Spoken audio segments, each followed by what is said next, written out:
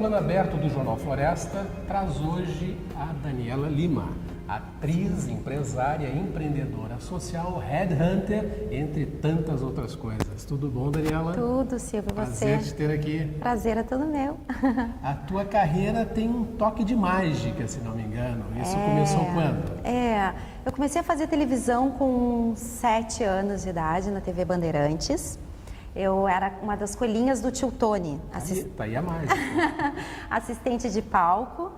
E eu comecei fazendo ali, fiquei acho que uns quase 4 anos, mais ou menos. Aí depois o tio Tony colocou uma loja, colocou acho que uma loja, não, uma empresa de diversões e de festas, enfim.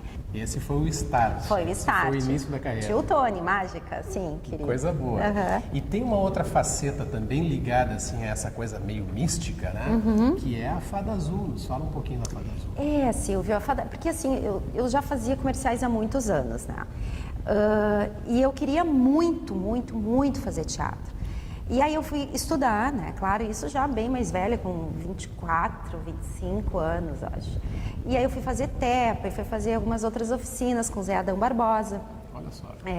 E foi meu mestre, assim. E aí eu queria muito, né? E eu disse, o que eu vou fazer? Aí o Zé Adão disse, faz, Dani, faz. Porque eu pedi emprego, né? Pedia um papel em algumas companhias e ninguém queria me dar, porque eu era uma iniciante ainda, né? Não tinha ainda embasamento e experiência para entrar numa companhia, né? Então, eu escrevi a história da Fada Azul. Né? A história da Fada Azul não existe, né, ainda, mas eu escrevi essa história, uma história linda e que ela correlaciona a vida, né, celestial, vamos dizer assim, né, e mística das fadas e do mundo das fadas com o mundo real.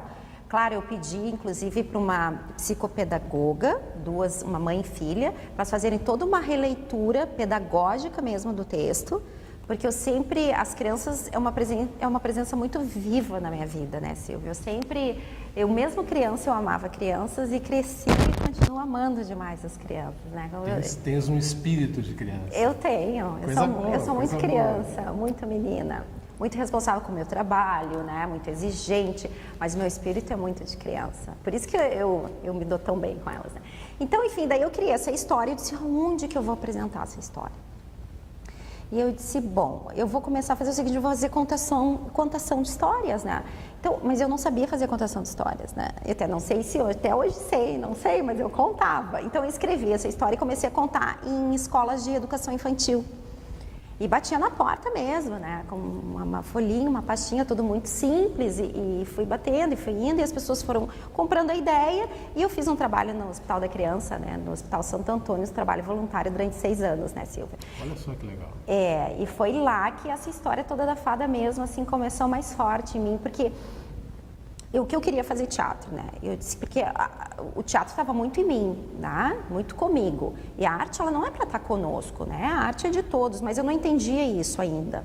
E aí, no momento que eu toda figurinada de fada, daí eu contava história para as crianças, eles têm, né, algumas salas, eu acho que é 2 salas de recreação em 2 andares, eu acho que é no 5º e no 6º, e aí eu parava, né, algumas horas da semana para fazer esse trabalho e contava a história da Fada Azul. E as crianças ficavam muito emocionadas, sabe, Silvio? Muito mesmo. E eu também, né? Eu me emociono muito, e as mães. E até por algumas vezes, assim, eu presenciei coisas bem graves, né, Silvio? Muito graves. E sérias, assim, enfim, as famílias ali estavam passando um momento muito delicado. Os filhos enfermos, né? Muitos filhos desencarnando, enfim. Então, eu abraçava muito, elas choravam muito, as famílias. E muitas vezes eu ia para casa, eu ia pensando se eu estava realmente fazendo a coisa certa, porque eu não me achava no direito de invadir aquele momento das pessoas, né? Mas eu acho não, quem acha não tem certeza, né? Eu tenho certeza disso, que se a arte tem a sua função, e eu fiz a minha função com a arte é distribuir conhecimento, claro que sim, que é os projetos que eu estou fazendo hoje, mas na época era passar amor, que eu tinha muito amor imbuído dentro de mim. Então, eu acho que eu consegui fazer isso no Fada Azul. Acho que é importante essa coisa de lidar com esses momentos delicados das famílias, né? É importante passar uma mensagem mais positiva. E de esperança, porque eu acho que a vida já é tão difícil, né, em vários sentidos. Eu acho que aqui no Brasil ainda a gente tem muita coisa terrível, Sim, né, terrível, mas certeza. no restante do mundo a gente presencia aí tantas barbaridades, né, tantas coisas que nem são humanas e que o ser humano perde muitas vezes a esperança por várias coisas. E a função, não nossa como artista, mas de todos, né, da gente levar um pouco de coisas boas, né, para as pessoas. Mas isso já está mais ou menos comprovado cientificamente, né? Tudo que a gente empreende com amor e com dedicação surte um efeito magnético, né, de cura. É verdade, Silvio. Existe uma experiência feita com a água em que um cientista japonês ele fala algumas coisas para uma molécula de água. Isso é física quântica, né? Sim. E a molécula de água reage a isso, né? Então, se a água reage aos nossos sentimentos, né? Por favor. É verdade, é verdade. Mas essa fada azul parece que teve um toque de piriripimpim, assim, e te jogou na hebraica. Como é que é isso? Foi. Assim, eu acho que o artista, ele tem que estar sempre se divulgando, né? Sempre. O artista tem que se divulgar. Ah, eu faço isso, eu faço aquilo. Então, como eu sempre estava muito, né, presente nos estúdios, em teste de elenco e fazendo comerciais, eu sempre falava para todo mundo. Eu nem gosto de falar, né, Sil? Eu falava para todo mundo. Chegava, nem era a Daniela. Chegou a Fada Azul. Era bem assim, chegou a Fada Azul. Ai, que tempo bom. Coisa boa, né? Tudo é bom. E aí, estavam precisando aí assumir um novo presidente, na época, né? Isso muitos anos atrás. Assumiu o presidente Joel Friedman. E ele com aquele espírito todo dele, né, empreendedor e cheio de ideias e novo, e aí ele começou a revitalizar o Clube Israelita, antes conhecido como Clube Israelita, que agora é a Sociedade Hebraica. Até isso, né, eles mudaram. E aí eles precisavam de alguém para fazer uma contação de histórias, porque eles iam fazer um evento em abril para chamar as pessoas e, nós estamos, né, porque a Hebraica passou por uns processos bem difíceis, né, a Sociedade Israelita, ali o clube, eu digo, né, não as entidades de federação, mas o clube, na João Teres. Então, ele queria fazer um evento e tal, e daí ele ligou para alguém que lembrou de mim, Daniela, Fada Azul. E aí eu fui lá conhecer. E a Hebraica enorme, né? E eu só entrava na Hebraica, não sou judia, né? Mas eu conhecia a Hebraica de festas e eventos que eu ia quando menina. E aí ele me mostrou a Hebraica toda e ele me mostrou esse auditório, chamado Auditório Ben Gurion, que não é mais o Auditório Ben Gurion. E aí ele me apresentou e eu olhei assim, nossa, eu não acredito. 256 lugares, um pé direito, não é alto, é de 3 metros, mas com toda a estrutura, mas muito abandonado. Muito... E aí eu perguntei para ele, o Joel, estava a esposa junto, até a Márcia Canterge. Falei assim, Joel, o que vocês fazem com esse espaço? De vez em quando o Nico Nikolaevski vem aqui ensaiar, de vez em quando o Anne Frank, que é uma escola estadual que tem no bairro, né, faz as suas formaturas, mas ninguém faz nada. Eu disse, não, eu não posso acreditar. Eu acho que esse universo está me abençoando mais uma vez. Aqui é o meu espaço. Aqui é o meu espaço. Eu perguntei se eu poderia fazer um projeto de revitalização para o espaço e quem sabe fazer a proposta de arrendá-lo, né? E ele ficou surpreso. Ele disse, sim, Daniela, pode. Bem surpreso. E no final eu acabei fazendo um projeto de revitalização para a Hebraica inteira, né? Aí foi ali que eu aprendi, né, Silvio, do que é a produção, do que é a labuda mesmo do teatro. Fiz várias produções, festivais, dei aula, abri para várias oficinas, né, e mexeu muito com o cenário cultural. Mas enfim, o ciclo se encerrou, foi necessário por, né, questões particulares da minha vida, pessoal mesmo, e foi muito bem. Hoje está um casal lá, o Guilherme e a Patrícia, é um casal circense que estão lá tocando já faz alguns anos, acho que isso já vai fazer 5 anos, 4 anos que isso tudo aconteceu. Mas foi bom. Foi um momento da tua vida importante, né? Foi ali que solidificou algumas coisas. Foi, com toda certeza. Me fala um pouquinho como é que tu está vendo a cultura hoje no Rio Grande do Sul, em Porto Alegre. Como é que tu está vendo esse processo? O que eu sinto muito, assim, hoje? A cultura, na verdade, ela não mudou. Ela não está diferente, o que muda são as pessoas. Né? O que muda é as pessoas e o que muda o que as pessoas estão fazendo hoje e o que as pessoas estão falando hoje sobre isso. Então, eu tenho o entendimento que os artistas em si e pessoas que fazem a cultura acontecer, as pessoas são muito mais fortes hoje. Tu acha? As pessoas têm muito mais voz. Muito mais, porque a gente tem toda essa, né, essa exposição toda que a internet nos proporciona, então as pessoas têm muito mais voz, as pessoas têm muito mais força, é muito mais fácil hoje tu dizer algo e 100 pessoas, 200 pessoas compartilharem o que tu falou, né? Hoje é tudo muito mais rápido, então, e hoje as pessoas conseguem, né, se colocar de uma forma muito, muito forte. Né? E não tem muito medo de se posicionar. Já não tinham antes e agora, com o mundo evoluindo cada vez menos, tem medo de se apoiar. Claro que tem pessoas, né, Silvia, no meu ponto de vista, que tem pessoas que se aproveitam de tudo isso para, enfim, para, né, falar sobre política e trazer, levantar bandeiras, que eu sou completamente contra isso. Eu acho que cada um tem seu partido, defenda as suas ideias, seus ideais, mas quando a gente está defendendo algo, é algo que a gente está defendendo, que a gente está levantando a bandeira. Não dá para partidarizar a cultura. Não, acho que cultura é uma coisa, religião é outra, política é outra, entende? São coisas bem distintas, né? E, claro, as pessoas vão, né, falar muito sobre isso e falar até sobre esse meu posicionamento, mas eu respeito muito a cultura é a minha vida, é o meu trabalho, é através dela que eu me sinto realmente parte desse mundo, né, e contribuir com que as pessoas evoluam, é isso. Para contribuir que a coisa esteja estagnada, nem me apresenta, tu entende? Nós passamos por alguns momentos aí nos últimos anos e agora até recentemente, né? Com essas polêmicas envolvendo as leis de incentivo. Tanto Sim. a LIC aqui no estado, Sim. quanto a Lei Rouanet. Como é que tu vê essa questão de leis de incentivo? Porque na realidade é o nosso dinheiro, é o dinheiro do povo que está custeando, né? Muitas pessoas têm uma falsa ideia de que é o dinheiro do empresário. Não. É o dinheiro do imposto que o empresário está deixando de arrecadar para fazer o financiamento daquela obra ou daquele projeto. Ele até arrecada, né? Só ele vai para outro destino, assim. Eu digo, né? Ele contribui, só que para outro destino. Para outro destino. É.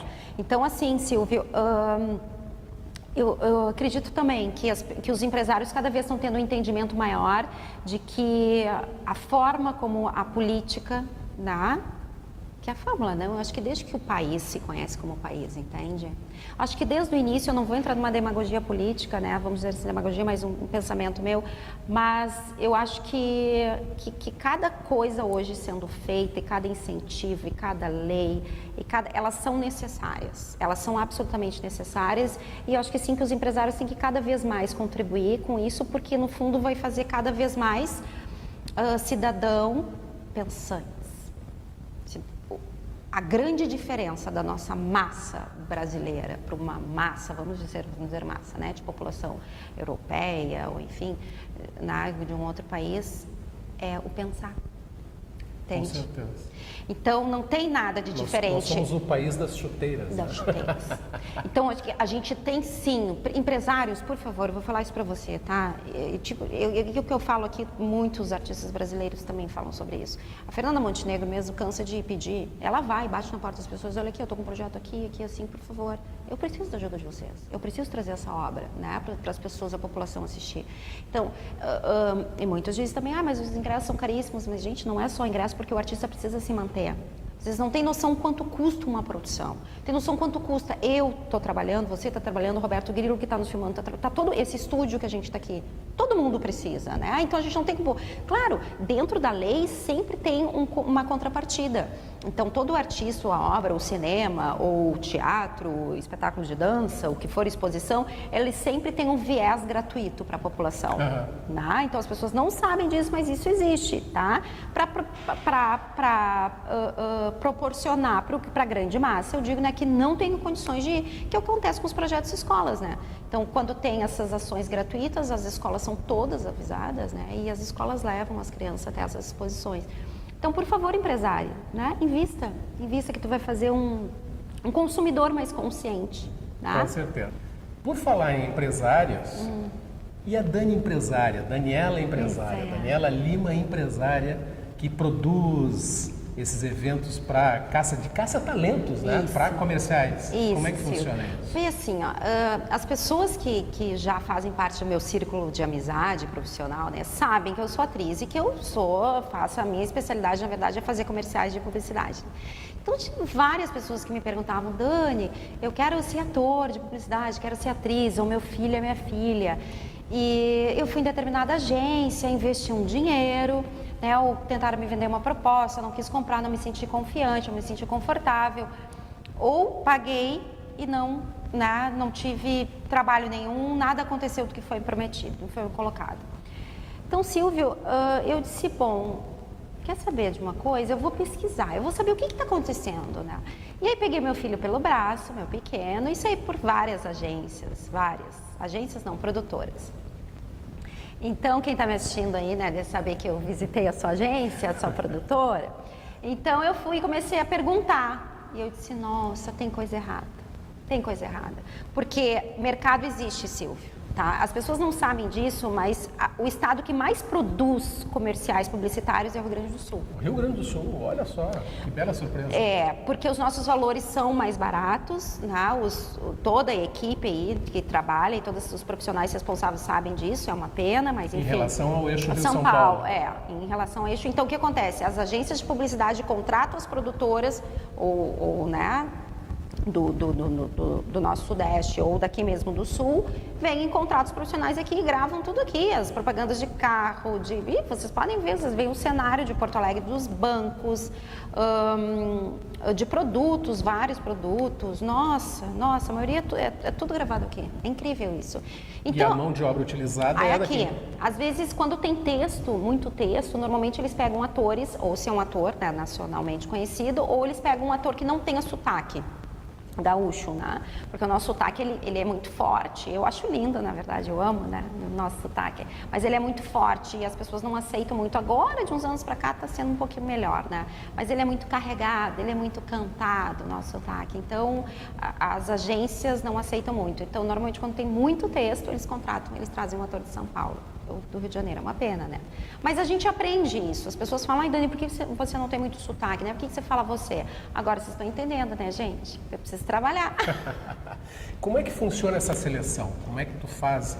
Como é que os interessados em serem atores de comerciais podem chegar em ti? Como é que é esse processo de seleção? Então eu fiz um formato completamente diferente, Silvio, isso é importante, tá? A minha agência produtora disse assim, não vou fazer o que as pessoas estão fazendo porque eu não acho correto.